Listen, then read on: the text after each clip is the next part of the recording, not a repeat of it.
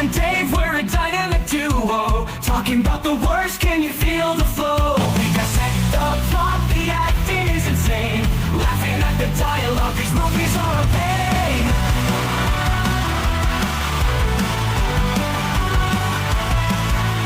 Grab your popcorn, settle in for the ride. Our podcast is the place where bad movies collide. We're true blue fans of the Riff Tracks crew. Mocking cheesy films, it's what they love to do. From Plan 9 to The Room, you've seen it all. They'll make you laugh and cringe, they always give their all. True Blue Riff Cast, we're your podcast hosts talking about the movies that are worst of the worst. True Blue Riff Cast, join us on this quest to find the laughs in films that fail the test. Tuesdays at 10.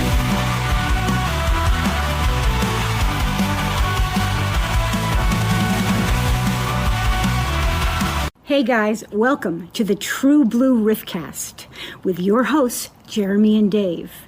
My name is Christine DeBelle, but many of you know me as Susan from A Talking Cat.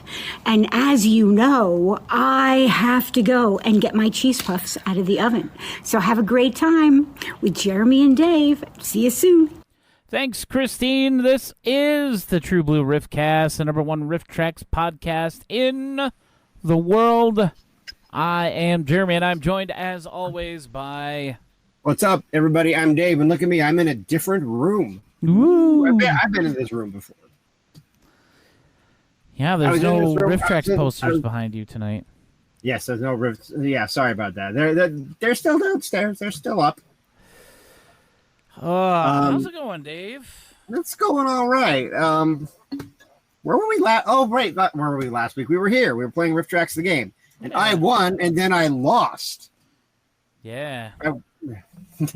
Michael Esquire won. It was pretty good. That was a good fun time. Thanks to everybody who showed up for us playing Riff Tracks the game. We're going to try to do that a little bit more often. Yep. And I wasn't supposed to be here. Supposed to be able to be here tonight. Yeah, man. We initially guys, canceled. look, and then, guys, listen. So Jeremy messages me my time at like noon. And I was like, hey, I got to work tonight just in case. Like, okay, cool. Guess we're not doing the podcast. So I go in the Discord and I say, hey, everybody, no podcast tonight. And so I figure, time to start day drinking since I don't have to prepare for the podcast. I'm downstairs. And it's like 4 or 5. Jeremy says to me, he's like, hey, we need categories for the podcast tonight. I was like, what the hell are you talking about? I'm already half in the bag, man. We're doing a podcast. You said you had to work. He's like, no, I don't have to work. Like, oh, great. It's okay because I think that might help. Okay. I kept drinking though. That's going to help loosen you up for what is bound to be some interesting things coming from us tonight. Tonight we're going to go over some of our movie and Riff Tracks hot takes. Yes. Yeah, and be prepared to get angry. Yeah, instead of us getting angry at each other over drafting, it's time for you to get angry at us. Time for you to get angry at us. Yeah. Well, I think it was Citizen Yarn who said this will be the third time that we get canceled. When was the second time? I only remember the thing with the little girl ghost, the Demons of Ludlow episode. I had that question. I was like, when was the second time we've been canceled? I don't know. Citizen Yarn better show up so they can answer. Yeah, we'll ask her if Citizen Yarn shows up. Yeah. But while we're waiting around for that stuff, let's take a quick look at the weekend box office. Beetlejuice. Box office. Still a number one after 3 weeks. No big surprise. Number one? Beetlejuice. Oh yeah, well of course. Very close second. Like 1.2 million away was Transformers 1. Is that any good? I've heard it's excellent. I've heard it's by far the best Transformers movie that they've made, and that includes the old 86 animated one, so I don't know. American remake. Optimus Prime die in this one? American remake of Speak No Evil in third place. Never Let Go, another horror movie, in fourth place. And still in the top 5, we got Deadpool and Wolverine. Hey, I want that After to come out on 9 media. weeks. I want to watch that again. I want to watch it again, too. It comes out on digital on October 1st, I think I saw. That's really like the only movie, I mean, other than Riff Tracks Live. That's like the only movie, like, because, like, look, I know you're a theater manager. Yeah. I don't like going to the theaters anymore. I don't. I don't blame you. Like, so, but I know most of the people that go to these things, and but it's like I'm looking at like the lineup for the theater, like releases for the next year, and I'm like, I don't care about any of this. I just don't. Yeah. I mean, most of the reason that I'll go see most of these is because I can just go see them. Like, I don't have to worry about, buying tickets and all that stuff. Are you gonna go see? Are you gonna go see Mithrigan too? Hell no. I might take that whole weekend off. I might just do it like now. Well, jeez. You all right over there, Dave? Well, I mean, like I have been drinking since 4. So... Okay, good, because you're not gonna be all right when we go through this week's Dave That Riff, because I didn't pick these. Yes, I know. Like, I let my wife do it again. See now, okay. Also, before, like, I'm starting to think that. Oh, Citizen Yarn is here. Oh, Citizen Yarn, you said that this would be the 3rd time that the True Blue Riff cast has been canceled. What was the 2nd time? Because Jeremy and I can't remember. We only know we've been canceled once. Yeah. So what was the other time, other than the little girl on 9/11? While we wait for that. Yeah, so Dave That Riff this week. And I'm really sorry about this. She went into I bet you are. She went into my library, and she doesn't remember. She went into my library, and she actually pulled from 2 separate eras. Well, how hard could it be then? Well, I don't know. She went random again. Okay. So your quote is either going to be from The Shape of Things to Come. Oh, for God, I don't remember that at all. Or from the pre-Riff Tracks era, where they were the film crew. Oh no. Okay. This might be okay. Hollywood After Dark. Is that the one with? That's the one with Rue McClanahan. Rue McClanahan. Yeah. So she literally went like completely random. Is that the one with Reb Brown, or is that the one with Christopher Lee? I think that was. I don't think Christopher Lee was in that one. Oliver. Which one was it? I can. I mean, I can look it up. I got the thing right here, but Jack Palance. The Shape of Things to Come, 1979. What is this? You don't remember this Jack one? Palance. I don't. It was a good one. I recognize the title. I know it's a Riff Tracks. But it's clearly some sci-fi thing.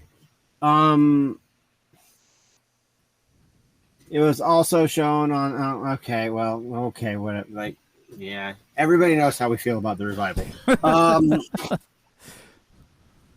It's okay if everybody else likes it. We're not gonna, but we don't know anything about it, or we haven't for a long time. Right. All right, so let's do it. Let's get this bloodbath over with. And of course, I have it's written down. All right. What? Okay. This might not be too hard for you now that I'm looking at these. All right. So here's the first one. Thanks. Sex and a beating all in one night? What a bonus. That's Hollywood After Dark, probably. That is Hollywood After Dark. And let's see. Our next one. Because it said sex. Let's see. Activate emotions and inflection. I'm going to say that's Shape of Things to Come. Yeah. Because it's a very sci-fi kind of thing. What? What? I'm sorry. I'm trying to read her writing here. Okay. Yeah, it's a tattoo. I went through a Gorbachev phase. Hollywood After Dark? That is the shape of things to come. Damn. Okay. It's all right. It's okay. Let's see. I'll wear black nipple clamps tonight in your honor, darling. Okay, that's Hollywood After Dark. All right. Hey, Tony, you under there? How's the robbery going? Hollywood After Dark? That is indeed Hollywood After Dark. Okay. And then this one should be pretty easy. I imagine this is what I look like while watching Chappie. I'm just going to say it's Shape of Things to Come. The shape of things to come.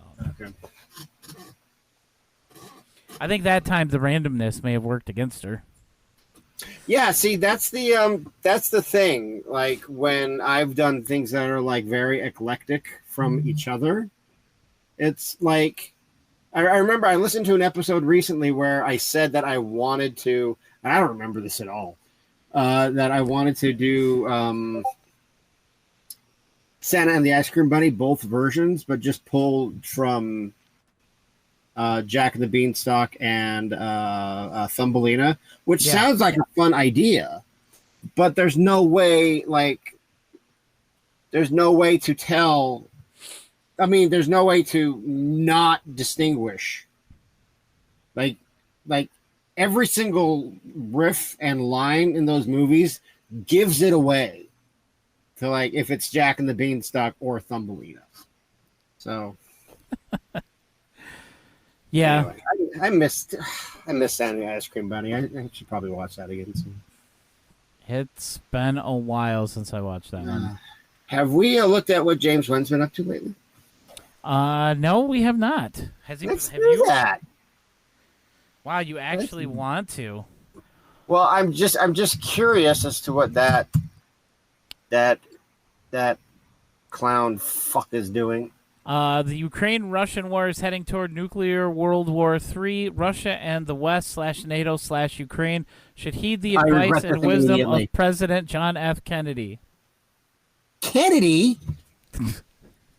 What? What's he talking about? I don't know. He's got some clip from Kennedy speaking at the American University, his peace speech on June 10th, 1963. Okay. Hang on. Okay. That's about it. And he's still posting bad AI pictures and asking ChatGPT what 1 trillion pounds of CO2 being pumped out of the atmosphere or whatever the hell his plan is. Oh, look, he's got a climate fix project made by Grok or something right here. That's great. Yeah. And he's got a Jesus holding a Earth.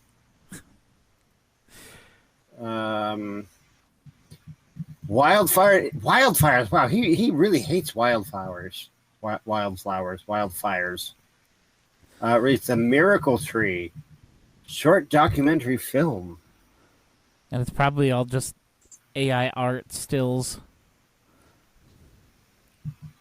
Birdemic 4, Garden of Paradise, is $10 million funded.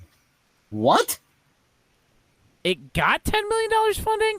That's what he says. No. Birdemic. Oh no, wait, guys, I'm wrong. I misspoke.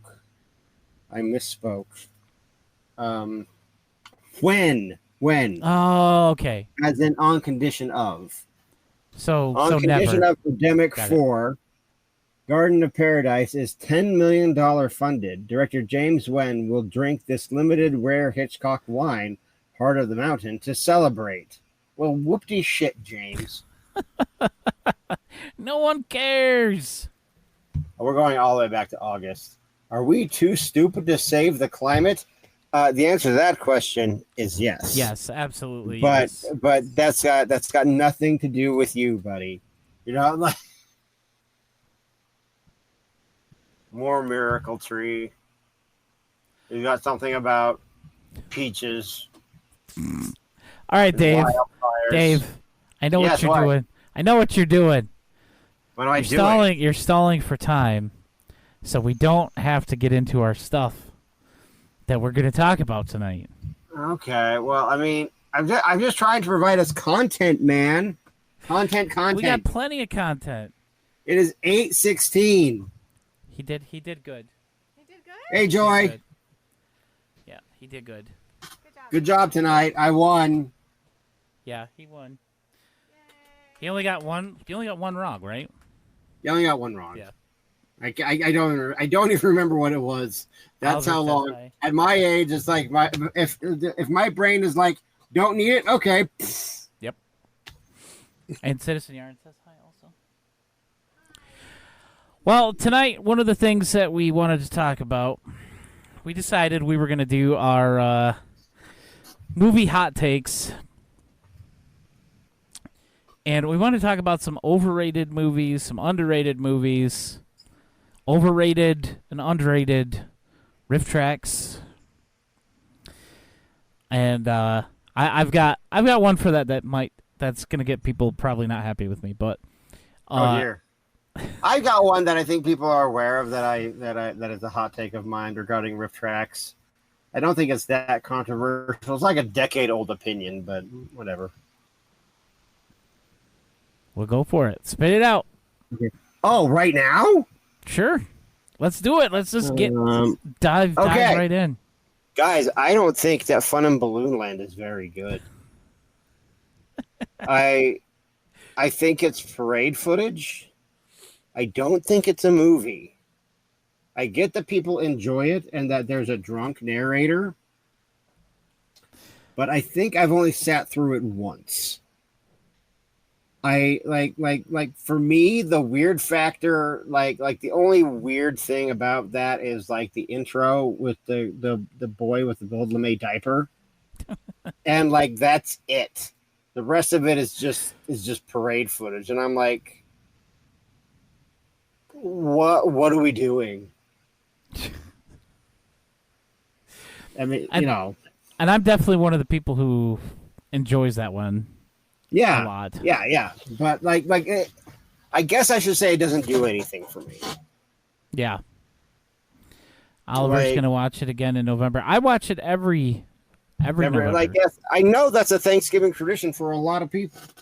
You know, but I just I can't get into it. You know, everyone's like, oh, that's essential riff tracks. Maybe. But there are things I enjoy quite a bit more. Like, I think that came out like 2014. I think there are things from that year that I enjoy quite a bit more than that. You want to know what one of my riffs that I feel is overrated? Sure. I'm not really that big a fan of Buffalo Rider. I'm not shocked. I mean, I know that's like a lot of people. I love it. Like, I love Buffalo Rider. One of their favorites. I could take it or leave it. BYU made that movie. Really? Yeah. Go look at the credit. It says produced by produced at Brigham Young University. And there was something else I was produced at Oh, right, Cypher in the Snow. Yeah, Cypher in the Snow. It was Cypher in the Snow and Buffalo Rider were made by the same people. Oh, that's interesting. Oh. All right. Well, I've got the Riff Wiki up. Let me see here. I seriously need to update this thing. 2001 is an essential thing. It is boring, yeah. Other regular, you can't really say anything that hasn't been said already about Citizen Kane. Like, people either love that movie or they hate it. I've seen it. Okay, so I watched that movie. I've seen it once. I've seen Citizen Kane one time, and it was in a high school class. We had a class called Survey of Cinema, which was, I guess, like, I don't know why this was a course. Was this in high school? Wow. Yeah, it was in high school. It was like the weirdest thing where we just go and watch movies and write. I think maybe they were trying to prepare us like for life as like music critics or something. It was taught by the theater. It was taught by Miss Phyllis something. I don't know. I heard she got so fat after we all graduated that she had to have both her feet amputated. But I highly doubt that's true. I'm pretty sure that's just a rumor. I mean, it could be, if she had diabetes and necrosis. She was rolling around in a wheelchair at like when we were there, but she did make us watch Citizen Kane. And she wanted, and what I remember about that time, about that class. Made us watch Citizen Kane. Made us watch a bunch of other stupid movies. But she wanted to see she really, really wanted to like the importance of special effects. Now, what movie in the year 1997 or 8, one of those 2 years? We'll say it's 98. In the year 1998, if you want to teach high school students about the importance of special effects, what movie would you show them? From a movie from 1998? No, you're in 1998. Oh. Like, what's the most important special effects movie at that in the history of movies up until 1998? What's the most important special effects movies at that time? I mean, like Star Wars. Yeah, Star Wars was the pinnacle of special effects. Your first reaction was Star Wars. We all just saw it. No. You want to know what she thought was the best special effects film up until that point and made us watch it? And to this day, I'm like, you're an idiot. This movie is terrible. I hate it. And I hate you. She made us watch Jumanji. Jumanji. And it's like, okay, look, if you like, she really thought that Jumanji was like the pinnacle of special effects.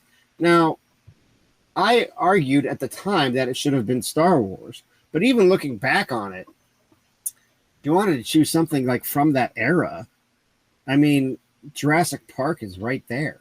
Yeah. So like,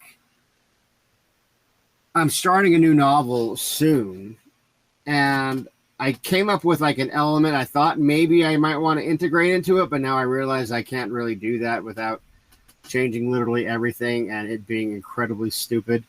So I tried, but so I found out that Jumanji was on Netflix, and there's an element in Jumanji that I remember that's sort of similar to the thing that I wanted to do. And I was like, and I got like 5 minutes into it. I'm like, I can't watch this. This movie is like I don't get why people like this. I think like just the 5 minutes that I watched of it, it's like this movie is for dumb children.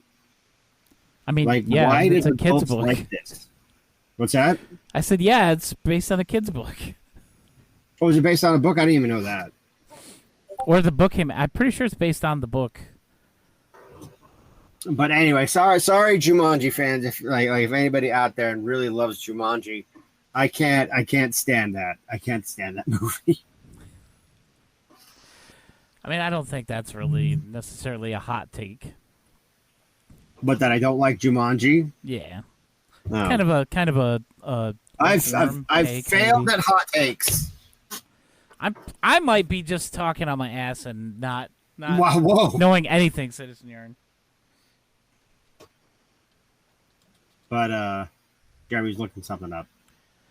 Yes, I'm looking up 1981 book Jumanji. Fantasy children's picture book. Yeah, that actually came first. Okay, I was right. You know what else? You know what else I'm right about? What are you right about? I don't see the big deal about Casablanca.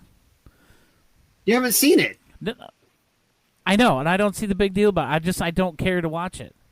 Okay, well we do. I think we've said that we're going to watch it several times and we haven't.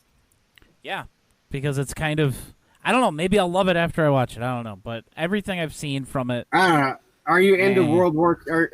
Are you into slow burn World War II garbage? I mean, I can be. Okay. Well, I mean, it's very early 40s. It's noir, but it also it's noir, but it wants to be happy noir, which is very strange. Happy noir. Happy noir. Happy noir. That is very unusual. That is very unusual. Double Indemnity is just literally every character is a colossal pile of garbage. Okay, here's the thing about Casablanca is that this guy, Rick Blaine, Humphrey Bogart, Bogey,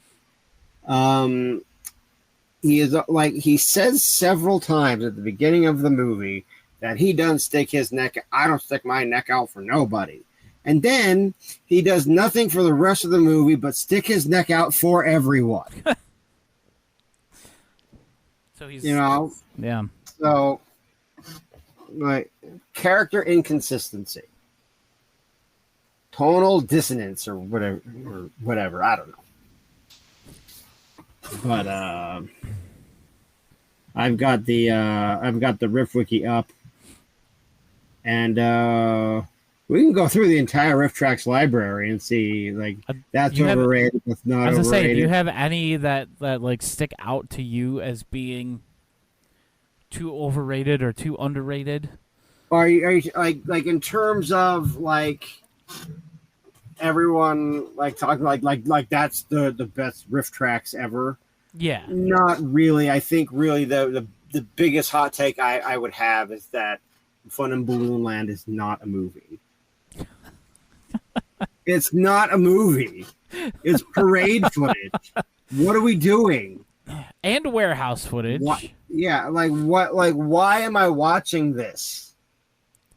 Is it more or less of a movie than the commercial for the resort at Copper Mountain? Copper Mountain has real actors in it. That doesn't mean anything. Okay, look, that doesn't mean that I like Copper Mountain better than Fun in Balloon Land, for God's sake. But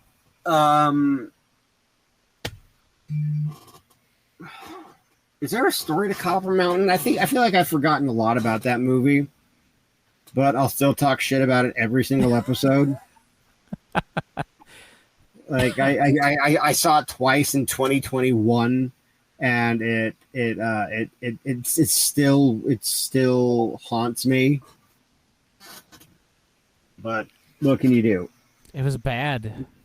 It was very bad. It's the worst. It is. I don't think they've done anything worse than Copper Mountain. Cats. You think Cats is worse? Cats is still the all-time worst as far as I'm concerned. I think Copper Mountain is worse than Cats. Oh, Oliver loves it. Oliver loves what? Copper Mountain Riff. He said that's his hot take. That does count as a hot take. That's the thing. That's the thing that everybody at Riff Tracks does love Copper Mountain. They think we're the outliers. Yeah, we're just we hate this. 10 flow from progressive commercials run in a row. More of a movie than both together. More of a movie than what? Than Copper Mountain or Fun in Balloon Land. Fun in Balloon Land, yeah. But no, like if I want to like not spend too much time on it, like if I want to be miserable and watch parade footage, I'll go to the Thanksgiving parade in Ogden, for crying out loud. That sounds pretty miserable. Yeah, it does, because it's awful cold. It's terrible. Well, you're in Utah, which Yeah. I just learned today, and I told Dave this earlier, that High School Musical was filmed in Utah. I had no idea. Yeah, it was filmed at East High. I took a writer there once, and she wanted to take a picture outside of East High, and I'm like, school is in session, right? You want? She's like, no, I just want to be. She's like, it was like some like dance convention was in town, and so I was doing a lot of convention rides. Yeah. And so, like, it was like someone who was like maybe 10 years younger than me, so they would, be about that age when they were like very influenced by High School Musical to go be a dance mom. And so she wanted to take a picture outside of East High. It'd be like, this is where High School Musical, like this. This is where High School Musical was filmed. Yeah. I've said it before, and I will say it again. High School Musical, the riff is one of the most underrated riffs. I think I've seen it once. That and the Hunger Games, the first one, because that's the one they did. Yes, that is very good. Dude, it's been 10 years. I still think they still need to go back and I wish oh man, I know the MP3 era is dead and buried, and it's been dead and buried since 2013. It's been 11 years since Twilight Breaking Dawn Part 2 just ended, just like the epic grand finale of the MP3 era. I mean, you've still got some great stuff since then in MP3. Oh, yeah. No, I'm not saying there haven't been MP3s. What I'm saying is that there are, that first, 2006, so it would be 7, 8, 9, 10, 11, 12. That 7-year period where, for the very first little while, it was nothing but MP3s. Yep. And then in, 2009, they started experimenting with VODs, like public domain VODs and stuff like that. Then Crater Lake Monster and The Devil's Hand come out in early 2011, or April 2011. So like The Wrath of Khan was the end of the MP3 MP3 exclusive era. Yeah. And where we got experimental VODs from time to time. And then they started licensing. In 2011, they started licensing movies. The first two were Crater Lake Monster and The Devil's Hand. And those were in April or May, somewhere around there of 2011. And then they started staggering releases. They started staggering VODs and MP3s. They did that for about 2 years. And then they started spending a little bit more money on VODs, starting with Cool as Ice and McBain, and then The Apple. Okay, and that was after the grand finale of the I think it came out in February of 2013. Twilight Breaking Dawn Part 2. That was the definitive end of the MP3 era. Well, I mean, there was the last two Harry Potters after that. Yeah, after that, but that was that was years and years later. That was I think October of 2013 was Harry Potter 7, and then I think early 2016 was Harry Potter 8. But just any chance that they go back and finish any of those series that they started, particularly the Hunger Games, I'm not holding out hope anymore that they'll do that. But man, I want them to do the Hunger Game because that first one was so good. It was so great, but not enough people got it, and so they're like, "Well, I guess people don't want this one done." But I liked it. They did all 3 X-Men's. X-Men's. X-Men's. Yep. There's a lot of good stuff back in the old. Yep, in that back catalog, man. But yeah, it's over. It's been over for like I think about how long I've been a Riff Tracks fan and how long they've been doing this. And like some of the stuff that seems like the other day, like, no, that was 12 years ago, Dave. Guy from Harlem was 12 years ago. That's a classic now. If there were an oldies Riff Track station, it would be playing on it.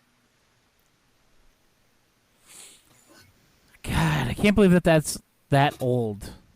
I remember the first time I heard a like on the oldie station. I remember I was somewhere, I can't remember what it was, but the radio was on. They were playing "It's My Life" by Bon Jovi, and I was like, "Oh, this is one of the newer Bon Jovis."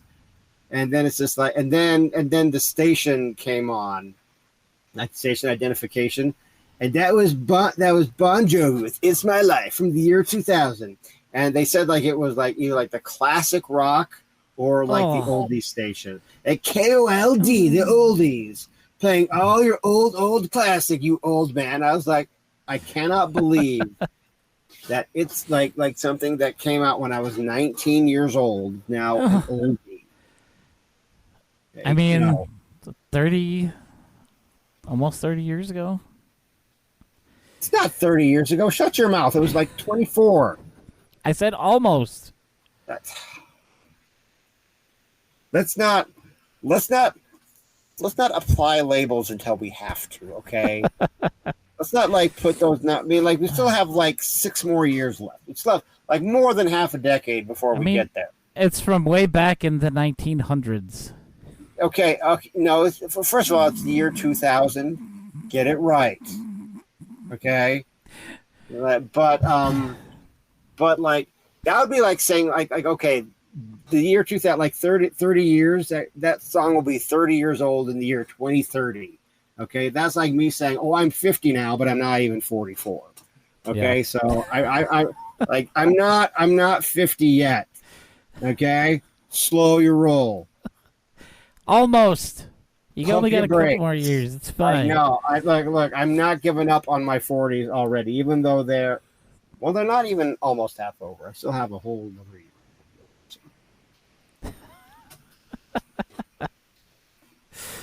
Oh, Dave. Well, those are my hot takes on the oldies. And yeah, I remember when I worked in radio, I was working at an oldie station actually. Oh. And I asked our station manager. I said, "So how long do you think before they move from like the mid 70s up into the 80s?" And he's like, "That's never going to happen." What? And then literally 3 years later, that's all they play. They play 80s and 90s. They've turned into a Joe format. A what? A Joe format. That's what is that? That's a different radio station that I worked for. That's it's mostly like 80s, 90s, and then like kind of current stuff. So Okay, it's like meant to appeal to like Gen Xers and millennials and stuff like that. So I want to tell this story now. Is that I actually, back when I was an illustrator cartoon man, I bought a booth at Salt Lake Comic Con, and now it's called Fan X because San Diego Comic Con sued the hell out of them. But back then it was called Salt Lake Comic Con, and I bought an artist booth there. And like when was the last time anybody listened to like a radio station? Like after the advent of the iPod, it's silly. But there was a radio station that I listened to a lot when I was a teenager called K-Bear 101, Utah's rock station. And I listened to that rock station a lot in high school. Now, and then I went away, and that was I graduated in '99, went away, didn't listen to K-Bear 101 a ton because I was not here. And then when I came back, it was, oh, hey, bud. My cat's here. Um, and when I came back, I didn't listen to it because we have come here, hey, come here. I want to show you all the people. Hey guys, story interrupted. Look, it's Santo. Fanto! Hey everybody. He does not want to be on screen. Trash kitty! Oh, he's such a cool cat. There we go. Anyway, so, but back then, like, okay, so let's go back to high school. What was popular back then? Offspring, Bush, whatever the hell, like Live, the Dolphins Cry and garbage like that. You hear the dolphins cry! Right, so anyway, so I went to Comic-Con and I had my little artist booth that completely failed, and I've never done it again because it was just a disaster. But K-Bear had their table like very close to mine. And I was like, okay, I wonder what K-Bear's playing now. It was the exact same playlist from 1998. They were playing Bush, they were playing Offspring, they were playing all this garbage. Like, and I was just like, haven't you guys updated your playlist in literally 20 years? And apparently the answer to that question is no. And I'm like, how is this possible? Don't you get sick? Like, because you have to, if you're at work at the radio station, you have to listen to that music every day. And you don't update, like, has there been no Gen X butt rock release since 1998? What about Nickelback and Three Doors Down? What about those doofuses? Put that in there at least. You could play some fastball. Yeah. Other rock. The Verve. Where are they going, though, Dave, without even knowing the way? Isn't that song about old people that just wandered into the desert and fell down and died or something? I think I heard that. I think that's the story behind that song. I'm not kidding. Here, hang on. Everyone can see the... Okay, it's called The Way. I guarantee you... I guarantee you that this is a great story that we're going to tell. The Way. Their song's The Way, which is really their only song. I mean, name one other fastball song. That is a good question. Yeah. Okay, background and writing. Fastball frontman Tony Scalzo came up with the idea for the song after reading articles that described the June 1997 disappearance of an elderly married couple, Leela and Raymond Howard of Salado, Texas, who left home to attend Pioneer Day Festival at nearby Temple, Texas, despite Leela's Alzheimer's disease and Raymond recently recovering from brain surgery. The two were discovered weeks later dead at the bottom of a ravine near Hot Springs, Arkansas, hundreds of miles off their intended route. Hot Springs, Arkansas? Yeah, Hot Springs, Arkansas, hometown of Bill Clinton. The authorities who investigated the accident believe Leela, who was driving the car, was trying to locate a place where she had once vacationed. Huh. It's Dave bringing the bad facts this time. Hey, look. At least their ghosts aren't at the Pentagon. Okay? Yeah, this is true. They're in Hot Springs, Arkansas at the Bill Clinton Massage Parlor and Library. They're haunting Bill Clinton, this elderly couple. But we can make fun of them because they didn't die on 9/11. Yeah. Yeah, the fastball of Ludlow. Yeah. Yes, the fastball of Ludlow. Do we have any more hot takes? I don't know. I'm looking through stuff. That little story that you just told me. I'm gonna bring this up, and this. Okay. A buddy of mine actually the guy that I worked with that got me into riff tracks. Okay.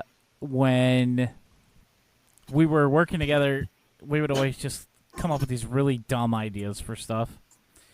And one of them was a game show called Where's Mom? And the theme song is like she's lost in the woods and she needs her meds, so where's Mom? I'm not going to sing it the way that we had it, but that was the words for it. And why wouldn't you sing it the way? Because I don't want to submit everybody to me singing anything. I'm not. Mm-hmm. All right, fine. You don't have to. I'll do it. It's fine. Just Okay, everybody, fine. just be prepared. This is She's gonna go- lost in this the is gonna go on my woods YouTube and she channel. needs her meds. So where's Mom? Like that. That wasn't bad at all. That was our one of our many dumb ideas. And for some reason, you Or you talking could be about the like, lady "Stop." with Alzheimer's and the guy with brain It could surgery. be embarrassing like what I'm about to do. All right, stop. Collaborate and listen. Oh, God. This is back with a brand new edition. Something grabs a hold of me tightly, honed like a harpoon daily and nightly. Will it ever stop? Yo, No. I don't know. Turn off the lights and I'm glow. To the extreme and rock the mic like a vandal. Then I don't know the rest of it. I've forgotten the rest of Ice Light Baby. the stage and wax a chump like a candle. Dance. Something, and boom. Killing your brain like a poisonous mushroom. Deadly. When I play a dope melody, anything less than the best is a felony. Love it or leave it. Something. If there's a problem, I'll solve it. Kick back the hook while my DJ revolves it. Under pressure. Under pressure. What's the chat like now? They're probably all like, stop! So cold. Freebird. Mike wants us to do Freebird. Yeah, no. No Freebird. I want... My cat is right there. You know what my cat does? What? He wants to hang out with me, but he doesn't want to let me know that he actually likes hanging out with me. He wants to be super cool and, doesn't want me, he wants to be super. So he'll come hang out, but he'll like be out of reach. So he'll always want to be in like the same room, but like not want to like show me any affection. Yeah. Sounds about So right he for does. cats, I mean. Because he's a dickhead.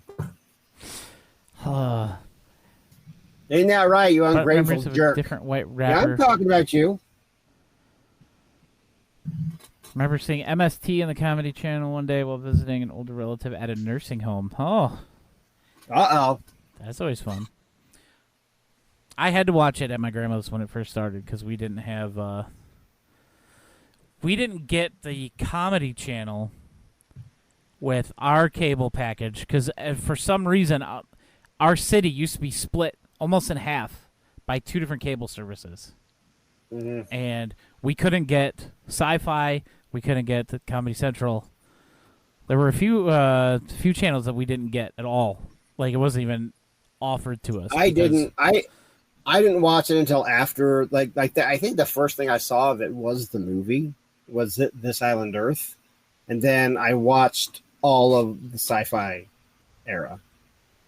I would have to go back and like watch. I had to research the Joel era, which is why I think I'm very, very heavy into riff tracks, is because like that's the era of the MST3K that I was a fan of. Yeah. I'm not saying I don't like anything before Sci-Fi, but It's mostly the mic stuff. yeah, smoke. Yeah, like I just feel like anything without Bill Corbett as Crow feels strange to me, because that's what I was socialized with in my MST3K experience. Bill Corbett as Crow is my MST3K lived experience. Okay, all right, stop denying me that. Saw both the MST and the Kids in the Hall movies in theater. Nice. Nice. Brain Candy. I remember Brain Candy. They had some newer stuff on Amazon a couple years ago. The Kids in the Hall. They got like a new Oh season. yeah, did they have a revival? Yeah. That's like never works. Like whenever there's a revival. I didn't see any of it. I never really cared to watch it. I watched Kids in the Hall back in the day. It was good? Okay. I'll check it out, Rivius. Oh, hot take? We're gonna do another hot take. Sure. Mad TV funnier than SNL. I don't really think that's too much of a hot take. Like during like that late 90s era. Yeah, Mad TV was pretty good. I think And I would overall Mad TV worked more often than Saturday Night Live skits. Yeah. Like it was more per episode than Saturday Night Live, because Saturday Night Live does have some good stuff, but it's not usually ultra consistent. Yeah. Like you'll get a couple seasons where it's got an amazing cast and they do some wonderful stuff, but When was the last time they had like a really amazing cast though? Like when was the last time that happened? it depends on what you think of the different people, because like I know some people can't stand Will Ferrell at all, so they like did not like that era. I feel like for me, the only good thing about SNL in the last decade has been Weekend Update. Yeah. With Michael Che and what Scarlett Johansson's husband. Yeah, Colin something. Yeah, I know his name's those are Colin. good. When they have to do the thing Oh, do each when they other's have to, like, jokes, and they've never seen it, and they're basically just trying to get each other canceled. Colin Jost. It's pretty great. Yeah, those are. But those are good. like, there's one. Okay, so do you remember a show called All That on Nickelodeon? Yeah, where it's basically Saturday Night Live But for for like kids, but like kids done and by kids. creepy adults running it. Yeah, and oh god, But yes, when I found out like there's what's his name? Keenan or Yeah, Keenan Thompson. Kenan Thompson. I found out he was on Saturday Night Live. I was like, the guy from All That? Why? Why? Why is he on Saturday Night Live? He's not good. He was barely good enough to be on All That. And he's like the longest running cast member on SNL. Yeah, Oliver just said, hot take, the longer Keenan is on SNL, the more I despise him. Yeah, like what? Why? Like why? Oh, number one, why is he even on the show? I don't know. And why has he been on it for so long? 20 years? It's crazy. I thought it was for like real comedians and like real sketch comics. Like, he doesn't have any good timing. Like he just like, yes, I'm going to talk like this now, and here's the punchline. That's his whole delivery for everything. I don't get it. Yeah. I don't know. I mean, is it because I think it's probably because he's just a reliable sketch performer, and he's been doing this since like he forever. did it literally as a child on Nickelodeon. Yeah. So maybe he like knows the ins and outs of sketch comedy, but he's not a good comedian. He's not a good actor. He's got no comedic timing at all. What's your favorite SNL cast? I think probably the original cast. I think probably the original not ready for primetime players, minus Chevy Chase. I've never thought Chevy Chase was funny. I think in like that second or third season when Bill Murray came on, I think that was Jane Austen, not Jane Austen. I know what's what her you're talking name? about. I can't remember her last name, but I know. She was on Third Rock from the Sun. Jane Yeah. something. Yeah. But like I think when she took over, Jane Curtin. Jane Curtin when she took over Weekend Update, and they had that other girl who did Rosanna Dana. I think that was pretty good. I mean, yeah, I think that the original Saturday Night Live is probably the best.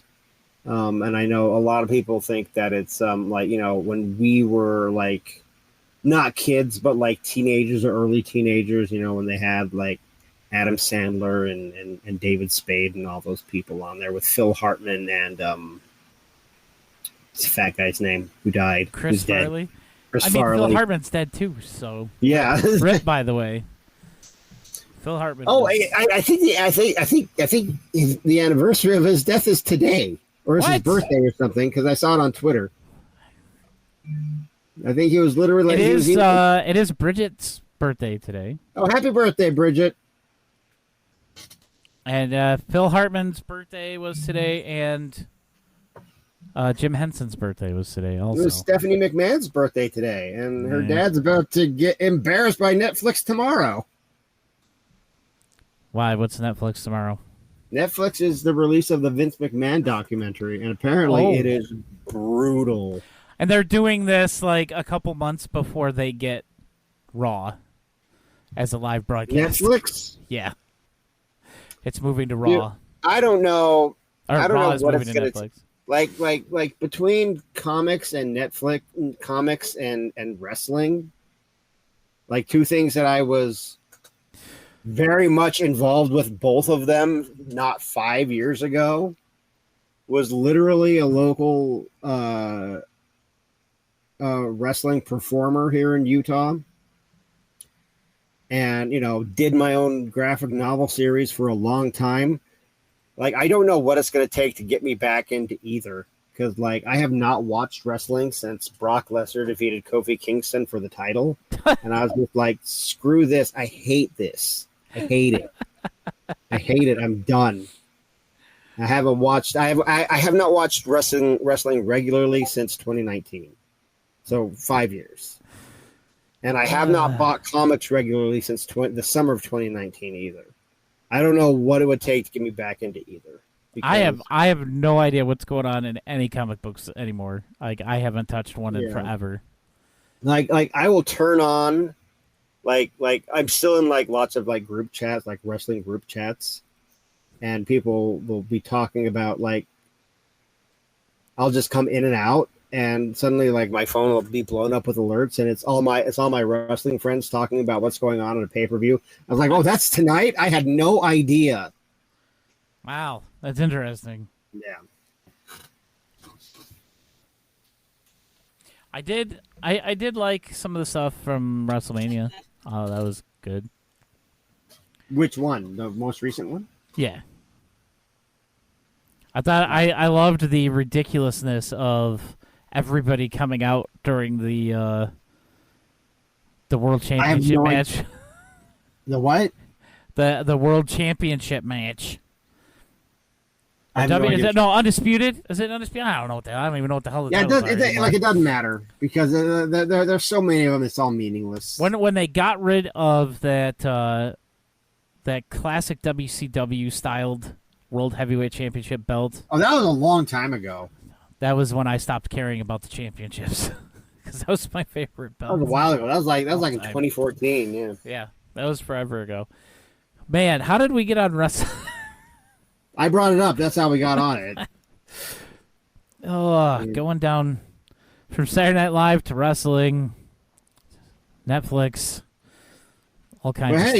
Hey, it's just the shooting the bull episode here of the True Blue Riffcast. We got to have some of those every now. Yeah, we talked about riff tracks. It's fine. Yeah. I am going to watch. I know I mentioned this earlier, but I'm going to watch Beetlejuice. I don't think I've seen Beetlejuice. I don't think I've seen that first one since I was a kid. I haven't seen the first one in a few years. It's been a while. I don't know if I even own it on disc or anything anymore. Have I told the story about how I made a joke about Wednesday Addams on Facebook and everyone got really, really, really mad at me? Yeah, I saw that when you did it. Yeah, I was just like, I just made it. I just made a little joke about Wednesday Addams, and all the Halloween girls got really mad. And then New York Times bestselling author Wesley Chu had to get involved. And I was like, oh, great. Now I have to delete this because I want to have a publishing career eventually. And, I can't have this fucking doofus, everybody in his feed see this. Yeah. You ass. That's literally the only time he's ever interacted with me. I was just like, it was all that bull crap about. I made a joke about Wednesday Addams, and all the big titty goth chicks got really, really mad. And I was just being my regular self, and like, oh, I'll argue with you. I don't give a fuck. And then Wesley Chu was like, "You're a mean guy." And I'm like, "Fuck, fucking prick." Stop being so mean, then, Dave. Jeez. Why can't I make jokes about Wednesday Addams? Why is that like the one thing that is off limits that you cannot make a joke about Wednesday Addams? I don't know. I like what? I could make jokes about Garfield, right? Make a joke about U.S. Acres or like some other random bullcrap, and no one gives a shit. But if I make a joke about Wednesday Addams, a fictional character from a television show in the 1960s, and suddenly I'm attacking people. Yep. That sounds about right. I mean, it's Wednesday Addams stands. Where are you at? I'm gonna bring the chat back up. How many people have left the chat? How many people have unfriended me on Facebook now? I found like some of the things that will like get me like real like on Facebook particularly like werewolf smut. I can't make fun of that. Can't make fun of werewolf smut. Can't make fun of Wednesday Addams. But yeah, because werewolf smut's gonna bring all the furries and stuff after you. Oh yeah. And the two movies with Aram Fingal. Okay, so that's Overdrawn at the Memory Bank, and what else? There's another movie with Aram Fingal? I think he's just talking about Gomez Adams. Raul Julia. Raul Julia. Yeah. Excuse me. That man's most famous role is M. Bison. Show some respect. Put some respect on his name. I love that movie, dude. I know you hate it. I don't hate it. What? I don't think it's a good like video game movie. It's not a good movie. It's a great comedy. It's funny, yeah. Even without the riffs, it's funny. Yeah, I saw it because I was gonna use some of the characters in it for a storybook chapter, and I'd never seen it. And I was like, well, I'll rent it just to get reference. And I watched it, and I was like, this is really funny. And because I knew people didn't like it, and they're like, this movie is terrible. It's a dumb movie, and I hate it. And I was like, and my friend Al Creed, you know Al, yeah, he said you have to watch it as a comedy, and I thought he meant as like an unintentional comedy, like a so bad it's good kind of thing, like The Room. I'm like, okay, I'll do that. But then I started watching it. I was like, no, this is the actual funny intentional comedy, and I really, really like it. I like its look. I like its timing. I like its. I really enjoyed it, and it won me over. I'm a fan, and I'm really glad that they did it for Riff Tracks. I think it's a perfect kind of Riff Tracks movie. I think Raul Julia, I think that's probably like man, you could tell he loved playing M. Bison. Oh yeah.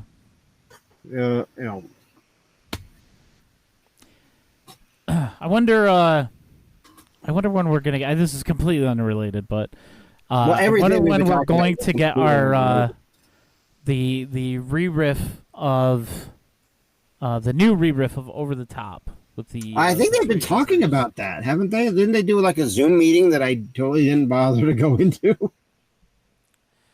Yeah, because I know it was unlocked. I That can't was, like, remember over which the movie it weekend, I was, think. but really, Yeah, I got a Patreon alert about it. Hmm. And I didn't go into the thing. I was doing something. I don't remember. I was probably working, so I do that a lot. I had to kick out a whole bunch of people over the weekend, and At work? only 2 of them for being Take out nasty or in the theater. Like take out of the movie theater or take out from like, the clock tower. No, kick out of the movie theater. Okay. Oh, it was today? I didn't even. You're watch not hiding today. it. You're not hiding in the bushes at Mar-a-Lago. No. Okay. Please don't I'm joke sorry, about I'm sorry, everybody. That just would bring unwanted attention. Yeah, and I haven't been doing enough of that lately. Oh man, I don't know if I have any other hot takes in me right now. Well, we did have Sponsor stuff. categories that we totally didn't get into, but that's fine. Yeah, Like we were gonna do like overhated, and my 2 overhated were Batman versus Superman and The Last Jedi. But I think we've talked about my opinion on those movies quite extensively on this. yes, yes, very much so. I think that The Last Jedi, I think it gets more hate than it deserves. It has some problems, but it's a solid movie. And I think that the real movie that should get everybody's scorn is episode 9. Yeah, episode 9, 1000%. Yeah, episode 9 is garbage. And Batman v Superman, people will tell me, I get that there's like a universal consensus on why everyone thinks that movie is bad, but people have explained it to me, and I never retain it. It's like the ocean. It's like people will start telling me like why Batman, because I love that movie, and people start telling me like why it's bad, and it's like the ocean and birds. It's like it's just like how like when someone's explaining something to Homer, and it like zooms into his head, and it's like the water duck, or like the cymbal monkey, or something. Like I think that's what happens in my brain when people explain to me why Batman v Superman is bad, because I can't ever remember what anybody's problem with it is. Yeah. So those are my 2 overhated movies. I don't know. I can't remember what I had. I had stuff for this for when we were going to go. My to go over underrated movie, categories. the only one that I had down, the only one I wrote down was Edge of Tomorrow, which is on Netflix now. That's a really good. Really like that movie. That's a really, really good movie. It's a really good Tom Cruise movie, and I enjoyed it. I enjoyed it way more than I thought I would. Same. Yeah. I watched the trailer for it when it was coming out in theaters, and I'm like, oh, that looks like it might be kind of interesting. But Here's I the just thing, didn't do anything, and then Here's the thing. I don't. Oh, go ahead. Sorry. I was gonna say, then I finally watched it a couple years ago, and I'm just like, holy cow, that was really good. I don't even remember why I went to go see it in the theater. I think maybe it was just something to go see. Or someone was telling me that like, oh, it's like a video game. I'm like, how in God's name is this like a video game? It's like Groundhog's Day, only you die. Got nothing to do with a video game. What are you talking about?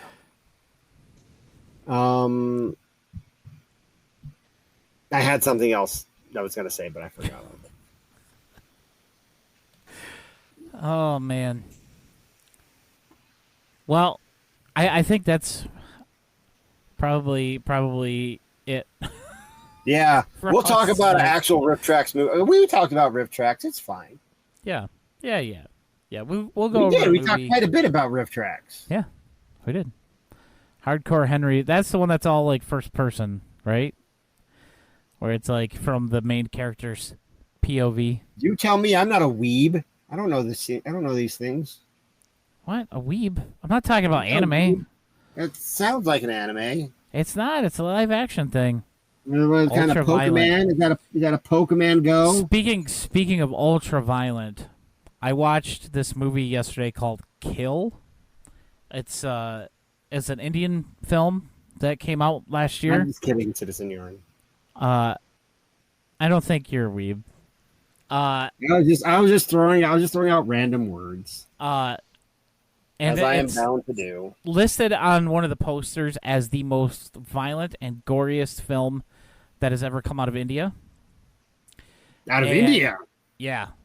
And I was watching it, and it's, kind of on par with, like, John Wick, like the first one, where not everybody had, like, armor suits on, and you could shoot somebody and it would hurt them, or stab them and it would hurt them. And then it hit the 45-minute mark. And I'm going to throw out a spoiler, and everybody's going to know exactly what I'm referring to. His girlfriend was fridged 45 minutes into the movie. And then the title card comes up. It just says kill. And then the dude literally turns into a machine. Like, it's like somebody flipped a switch, and he just starts murdering these bandits that are robbing this train that they're on. He was fighting them before because he's a soldier in the army, and he's like, oh, they're threatening all the people on here, including my girlfriend and her family. And so he's like, I'll fight them off. And things don't go great for him at first, and then she gets murked, and it was very brutal. But he starts just going after these guys and killing them. He literally smashes a dude's head flat with a fire extinguisher. Yeah. And then a bunch of the people that he took out, he like hangs them in one of the trains that all the people are behind, and all the bad guys have to come through to get to them. And there's just a dude with like a face that's like, it was really, really violent. Like, it upped it. It went to ultra violence, and I wasn't expecting it. Nice. I really thought the poster was, I thought that was just hyperbolic. Hyperbole. Yeah. Hyperbole. Hyperbole. Hyperbole. That's how it's spelled. Hyperbole. Hyperbole. Hyperbole. Have I given my hot take about John Wick series? I think I have. You have before, but I don't remember exactly what it was. I watched the first one, and I'm like, okay, I mean, this was stupid, but it was all right. And I can respect the first one because you could tell they were trying to, like, it was somebody's vision, as misguided as it was. Yeah. So, and you could tell that it was like a singular thing. The other two are just garbage. Like they just like leaned into the schlock, like so much. The other three. That I was just like, ugh. But the first one's okay. That's the one with Willem Dafoe in it, right? Yeah. I don't remember. He's a sniper guy. He gets murdered. I felt bad. Oh man. Yeah, that's okay. Those are all our hot takes. I think I'm pretty sure I have more hot takes, but it might not be appropriate for the podcast. Yeah, and it might just get me canceled. So, and that's going to happen plenty of times on this one. So, yeah. I think Jeremy wanted to wrap things up too. So, yeah. If it's just our Joy just like stood over here and she's just standing over me. Hi, Joy. If you guys like the podcast and like what you heard today, you can always give us a follow right here on Twitch, and that way you'll know whenever we go live, which is usually just on Tuesday nights at 10 p.m. Eastern. And then another way you can support us, you can go to patreon.com/TrueBlueRiffcast, and you can maybe drop a couple dollars our way each month. Of course, again, you don't really have to. We don't really care. We just do this because we're nerds and we like talking about riff tracks and rambling on about other things. Yeah, this is a ramble episode. It's fine. We do some. We do one of these every now. Yeah. But what are you doing? Oh, she's got Deadpool's head. You can for everybody listening on the podcast on iTunes or Spotify or wherever you conveniently get this podcast, Joy, Jeremy's lovely wife, is what do you call that? Cameoing or photobombing? It's photobombing the podcast, and it's pretty adorable. She's got Deadpool's head again. But yeah, you can follow the podcast. I can talk on Twitter or X or whatever the hell it's called now. At TB Riffcast, and I'm pretty much everywhere at PB and Awesome.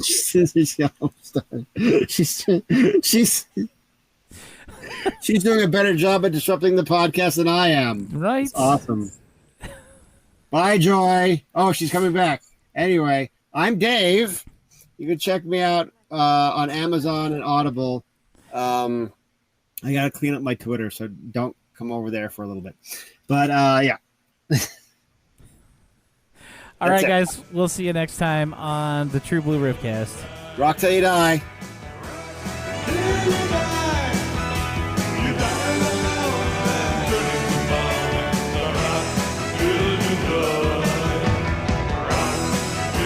Die.